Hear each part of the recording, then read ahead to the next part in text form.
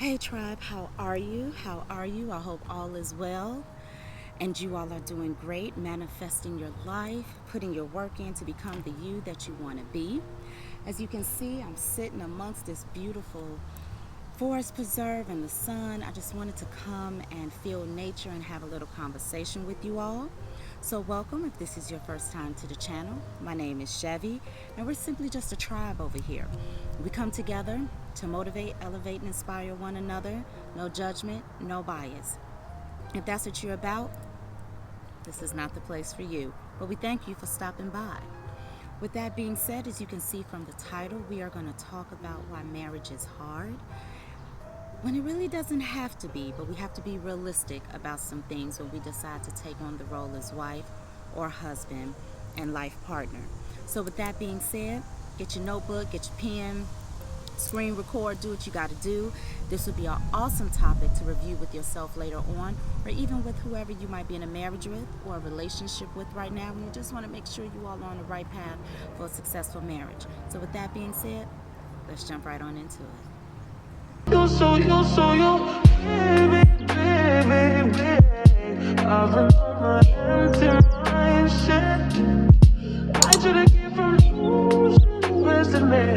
Obviously, you're here for a reason. The title got your attention for one reason or another.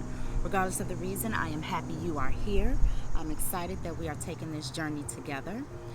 So with that being said, we're going to talk about why some people think marriage is hard or challenging, or in some cases maybe not even worth it. So we're going to go through a couple of steps, or at least some things to put on your mind. This is not a to Z, but we're going to hit on some bullet points because I don't want to make the video too long. So I apologize. I have my iPad in front of me because I didn't really want to forget, anything I wanted to mention. So if you see my head kind of going down, just know I'm making sure I'm on point. So let me say this. Marriage can be a beautiful thing if you have realistic expectations and you're conscious of some things that you need to be prepared for. All marriages are singular, which means you have two individuals coming together with different experiences, different pasts, different beliefs, and different intentions sometimes. So there is not a black and white blueprint or layout on how to have a successful marriage because of the reasons I just said in regards to two people coming together. But there are some similar conversations and experiences, or at least some, I don't want to say tips and tricks, but some ingredients you need to have in the recipe for a successful marriage. One of those is simply accepting who your partner is and don't have an agenda on how to change them. So for example, your partner, wife or husband, they're blue collar. They like working with their hands. They might like to be a contractor. They might like to be a landscaper, whatever. You may be white collar. Now, you may see the potential in your partner to cross over and become white collar, or get all these degrees, or have all these titles in front of their names and abbreviations behind their name. And that's who you desire to be. Maybe it's the way your partner dresses. Maybe it's the way your partner speaks. Maybe it's the activities your partners like to do. You need to accept your partner for who and what they are. Now, that does not mean you can't offer them different perspectives. You can't introduce them to new things. You have to agree on every single thing in life. If you're a wine taster and he likes to have beer, he may not want to come to your wine tastings. Maybe that's something you do with your girlfriends or whatever. But my point is, I have been guilty of this in past relationships, so no judgment here. Where you see something in someone, you like them, you might even be in love with them, you're attracted to them, and it's this one or two or three things that you can I would rather if they do this. And without having a conversation with this person, you come up with strategies on how to introduce this or suggest that or influence them to change a certain thing about themselves. But the flip side of that is, stop and think if that partner is low-key doing the same thing to you. How would you feel about it? Would you like it? Would you argue that they're not accepting you for who you are? Would you call them sneaky? Will you call them conniving, manipulative, because they're making plans for you and you're not even a part of the process of the plan. So stop and think about that. The caveat to that is, don't fall in love with potential. You can see potential in someone. You can hear the things that they want to aspire to do, experience, achieve. You can pour into them. You can encourage them. But I have also seen some couples fall in love with potential. The thing is, you don't know if that person is ever going to achieve that potential. Or maybe what you see as potential is not on their list of goals for themselves. You have to sit in front of the person and ask yourself, if this is the best they got to give in this moment, is it good enough? Would it make me happy? Will I get bored? Will I get bitter? Will I lose interest? And if your answer is yes, then maybe this person is meant to be a friend or nothing at all. So again, we all have potential. We all have potential in different areas of our life. Some of us achieve it, some of us achieve some of us achieve none. So it's nothing wrong with acknowledging potential, supporting the potential, but we can't fall in love with the potential. Because if the potential is what you're meeting at the end of the aisle and that person never shows up with the achieved potential, where does that leave you? You're not marrying the person standing in front of you. You're marrying a future person that you don't even know is going to exist or not. Think about it. The next point I want to bring up is simply don't ask for what you can't do. I can't ask you to bring steak when I can only offer you chicken. I can't ask you to bring an 800 credit score when I'm over here with a 325. I can't ask you to be patient when I pop off left and right. I can't ask you to be trusting when I'm insecure and second guessing everything you say and do. I can't ask you to be loving when I treat you like a stranger. I can't ask you to be intimate with me when, I push you away and maybe even be abusive at times. Now, does that mean you can't be a work in progress? So for example, let me go back to they have 800 credit score, you got 325. The thing is, if you're working on it, you're teaching yourself, you're laying the foundation to be successful, be honest with that person. Hey, I'm a work in progress over here, but I see you got that area together in your life. Can you lend a helping hand? Can you offer some support? Can you just give me a blueprint on how to get on track or how you're maintaining where I'm trying to be? So it's nothing wrong with being a work in progress, but I'm specifically speaking to, you ain't even trying to do shit. You're not trying to work on nothing. You're not trying to do any of that. You want someone to be committed to you, but you're making no effort to be committed to them. You want someone to, be buff and this and that, but you ain't stepped foot in the gym. You ain't did near jumping jack in the living room. You ain't walked the block. You ain't stopped going to Kentucky, Popeyes, Harold's, or whatever the hell is in your area. But you expect this person, to be runway ready. So again, I'm specifically speaking to not those who aspire to be something and they're putting in the work, but I'm speaking to those that's making no effort. But this is a part of your requirement or expectation or prerequisite for someone to come and date you.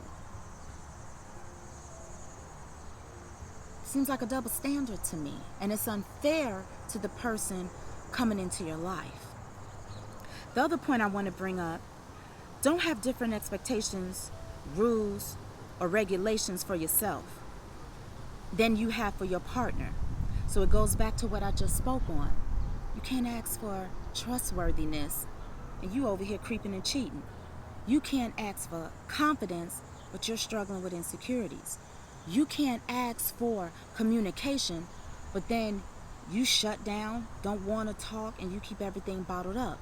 Again, none of us are perfect. This is just going to create an environment filled with arguments, bitterness, and ultimately it makes you a hypocrite, right?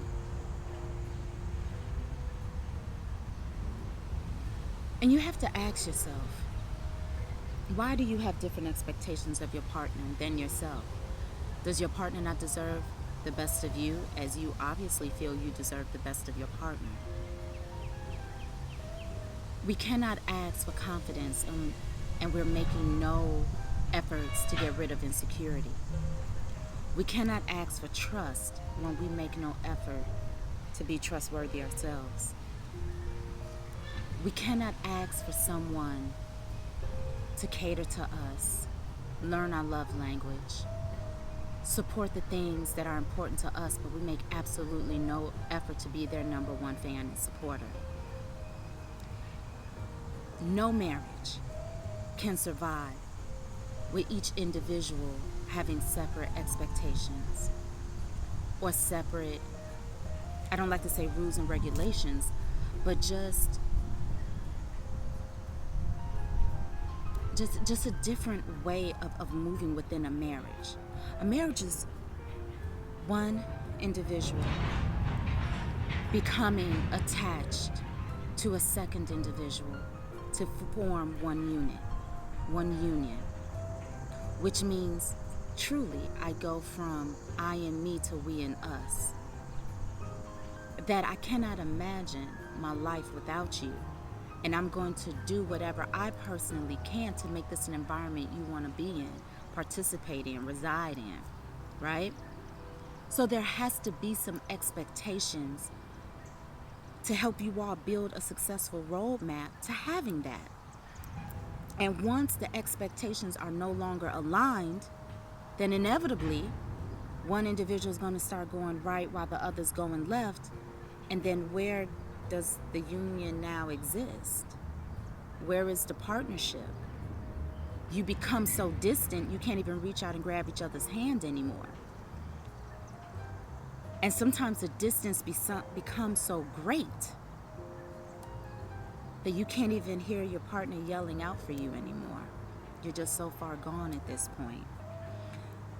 Expectations will change over time. So this is not you have one conversation and then this is going to last you 15, 20, or 30 years. And this rolls over into point number 4. Recognize you and your partner will change. Nothing and no one remains the same, and you shouldn't. Your 20-year-old self shouldn't exactly be the same as your 25-year-old self, and sure as hell shouldn't be the same at 30. 30 shouldn't look like 40.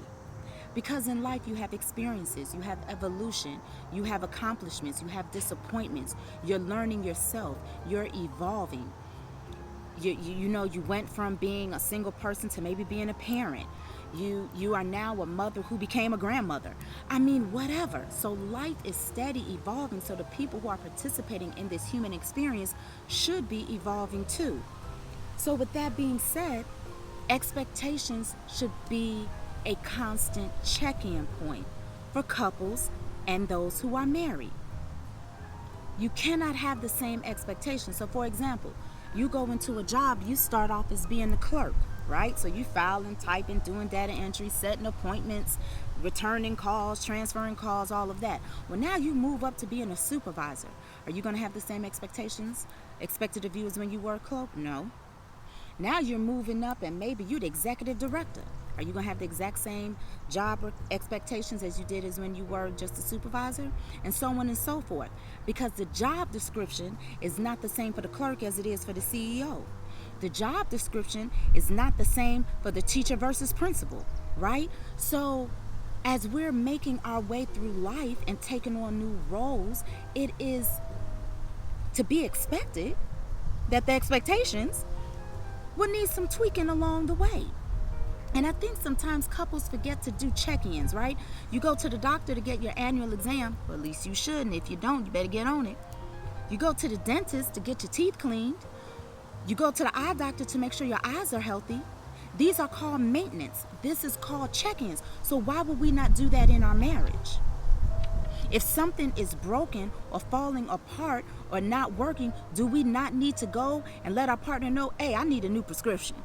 This shit ain't working no more. You know what I mean? Or it's wearing off. It's not lasting me as long as it used to. So if we can go to all these doctors and all these whatever, we have got to check in with our partners as well.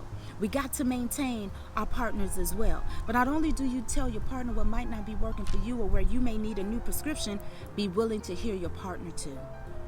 And be willing to hear your partner too. You have to continue to remain aligned in this union, and doing your maintenance check-ins, doing your communications, tweaking your expectations along the way is how we do that. That's how we do that. So I'm sorry, this beautiful breeze is blowing, so you might be hearing my papers blowing. The other point I want to bring up, never stop dating. Never allow yourselves to become complacent. Now, I know when children become involved, especially when they're younger, it becomes challenging. But like anything that holds value to you, you find a way. It may not be able to be every Saturday or every other Saturday, but maybe the third weekend of every month belong to you and yours. Belong to you and yours. So let mama, neighbor, grandma, and them, every third Saturday, unless something comes up, I'm gonna need you. I'm gonna need you. You have to schedule it. Because again, you take off of work when you got a doctor's appointment. You take off of work when the kids are sick. So we have to treat our marriages and our relationships with the same priority. We have to make time. And again, I understand with life circumstances, it may be challenging for those with younger children versus older kids, and absolutely when the damn kids out the house. And let me say this, it doesn't have to be spending all of this money. If I don't have money to spend, we can't go on date night. Let me tell you something. Again, I'm a nature lover. You come and we have a bottle of wine and we sit in the park and listen to the birds chirping and the wind blowing over my skin, and we just checking in with each other, loving on each other, reminiscing and laughing at some of our good memories. Baby, that's a date to me. Didn't cost you nothing but a bottle of wine, and shit, I'll make the sangria at home and bring it. Make an at-home picnic. Just go to the beach, hold hands, and walk in the water with one another. Go in the backyard, light a candle, get a journal out. Set some short-term goals and long-term goals, not only as individuals, but as couples. Go and I don't know, cook dinner for each other. And get the kids out of the house and put on your music and make love in a part of the house you ain't never made love in before. Create new memories, and you don't have to put this enormous dollar sign on it. If you got it, great. But if you don't, that shouldn't be a hindrance to continue to love on yours and to remain connected. You have to continue to date. You have to make your partner continue to feel wanted as they should you, right? You have to continue to remind each other what y'all even started this journey together for anyway. And in these moments are so important because every day is not going to be paradise. There's going to be some disagreements. There's going to be some disappointments. But when you remind each other of the love, when you say, I'm going to love you through this moment, you tap dancing on my last nerve. When you continue to make your partner feel like they've never fallen off your priority list, it gets you through those moments of when you want to wring each other's neck. It gets you through those moments of, oh, I can't stand you. It gets you through those moments because it is never a forgotten emotion that you love each other, because it's a constant reminder, okay? One thing my husband has continued to do, I find little notes around the house. Girl, sometimes it's in the drawer with my bra. Sometimes it's on the bathroom mirror. Sometimes it's on, my area where I get dressed. Sometimes it's on the places where he knows I'm gonna find it. And I do the same for him. Every now and then I drop a little note in his lunch bag, or I just send a text out of nowhere. One of my husband's favorite things that I do, it costs me nothing, but it just makes his damn day. I'll send a text, guess what? And I make it sound like I really got this big announcement. And he'll come back and he'll say, hey babe, what? And I simply say, I kinda love you. It makes his day, and it took 2 seconds. Just random acts of kindness go so far. One of my favorite quotes from Maya Angelou is, people will forget what you did for them. They even may forget what you bought them, but a person will never forget how you made them feel. And this is for parents with their children or just random people. You would never forget how a person has made you feel. So always date, you all, and don't let money or circumstances stop you. Last but not least, one thing I want to bring up, and one thing that I have learned throughout my journey of dating, and that I have found within my husband's and I clientele, or even with friends. People who are going from relationships to marriages fail to have some important conversations. And this is before you all even get engaged. These conversations need to take place. The moment that this person shows that they perhaps may move from lover to partner to lifelong soulmate or partnership, there are some conversations that need to be had. You need to talk about children. Do you want them? If so, how many? What is your rearing style that you anticipate on having? Do you plan on homeschooling versus traditional schooling? You need to have these conversations, because some men just assume all women want kids. Some of us don't. So now here you are married, and he year 2 talking about, well, I'm thinking we should get started on kids. And she's like, what you talking about? We ain't never talk about no kids. What make you think I want kids? And here we go. You got to talk about topics such as children. You have to talk about religion and or spirituality. Do you want a partner that goes to church with you and worship with you? Are you more religion-based or spiritual-based? Because there is a difference. Are you a person that don't care if your partner has a religion or spiritual basis? It's important to you, but you don't necessarily need to share that journey with them.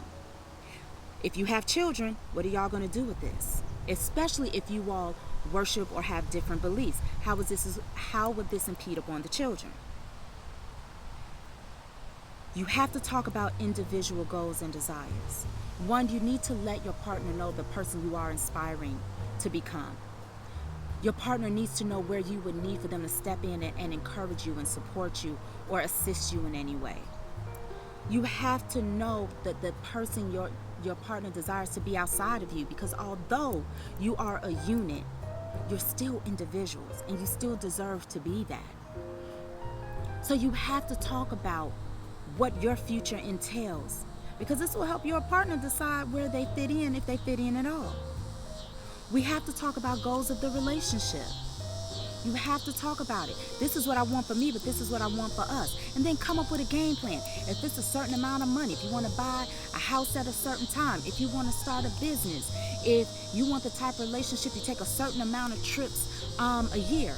If you're big on volunteerism and maybe you want to start a nonprofit together with your partner, whatever it is, you got to let your partner know what the plan is, because the relationship goals include them, right? So they should be a part of that process, but be willing to give as much as you're willing to hear, right? Of course, we all know it's important to talk about finances. One of the main reasons people get divorced is because of finances. It's hard for a spender to get with a saver. It has to be some level of compromise, right? And if you have two savers together, you have to be able to play too. You can't work hard with no play, because you will burn out. If you get two spenders together, somebody got to make sure it's some shit put up for a rainy day.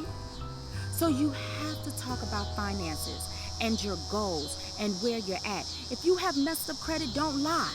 Don't lie about it. Because here it is, your partner who has decent, good, or great credit, thinking y'all could go buy a house together. Y'all show up to the broker's office and they like, you could get a house, but I don't know about this one over here. And now you sitting here like, well, why didn't you tell me? We could have been working on this. Maybe we come up with a different plan. Maybe we do rent to own. Maybe we got to rent a little bit longer. Be honest, because the person that loves you won't judge you. They're going to help you. Be honest about it. And if, one thing my husband and I have done, if I'm stronger in finances, I'm going to handle the finances. If my husband is stronger in IT and gadgets and all of that, that's going to be his thing to pick out the security system and all of our gadgets and stuff in the house. If, I'm the better organizer, then maybe I'm the one that needs to keep track of our taxes and our important paperwork or whatever. Learn the strengths of yourself and be honest about areas that maybe you're not so strong in, and see if that's an area your partner, because remember, this is a partnership. So see if there's an area your partner can handle that may be more their strength. And let me say this, and I'm going to close out. We have got to learn each other's definition of intimacy. And intimacy is not sex. That's one aspect. Holding hands is intimacy. A kiss is intimacy.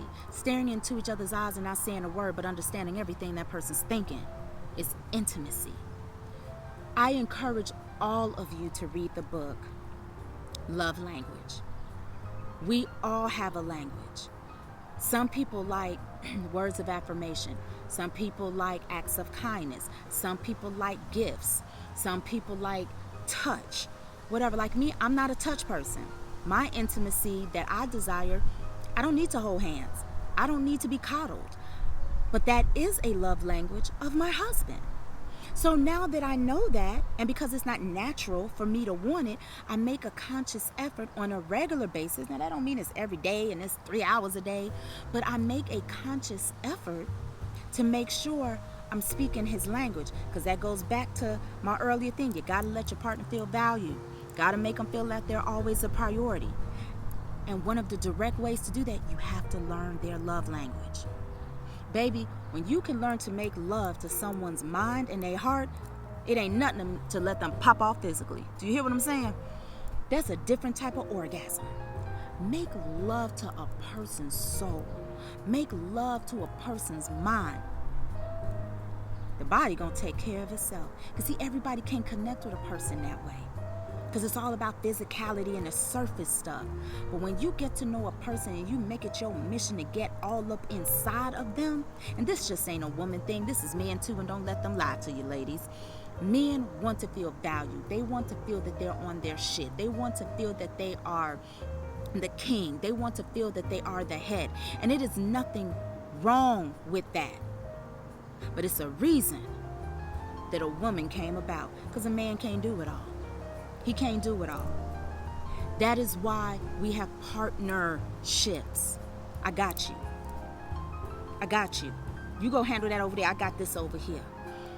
Learn each other's love language. It will make all the difference. Because one thing you hear from relationships that are falling apart or relationships that have endured divorces, they didn't hear me. They never knew me. They didn't understand me. They couldn't give me what I needed. I would tell them and they didn't understand and didn't hear me. You can't expect your partner to be a mind reader. We just can't. Because we are coming from a place of our own experience. So it is unfair to expect your partner to automatically know what you need, how you need it, when you need it. It's unfair to expect your partner to automatically know you had a bad day and why, and what to do about it. Communicate. Communicate. And teach each other how to be intimate. What's my love language? So again, this video went a little bit longer than I wanted it to, but I truly, truly hope from the depths of my heart that something resonated with you. You took some notes, played a video back. I encourage you to watch this video and read the book Love Language with someone you're dating, in a relationship with. Maybe you're in a marriage and things are, feeling a little not so aligned. Let the points that I just brought up spark some conversations, spark some exercises between you two. Schedule your maintenance days with each other just like you do the doctor. If y'all got to put that shit on the calendar, put alarms in your phone, make it happen. Make it happen. Because your mama, your daddy, the pastor, your kids, can't nobody make you have a successful relationship but the two that signed the contract, and that's called your marriage license. So again, I hope this vlog, this week's inspiration, has resonated with you all. Remember, marriage is what you make it. Marriage can be hell on earth. It can feel like a nightmare. It can feel like somebody got a voodoo spell on you. But it can also be this reality that feels like a dream.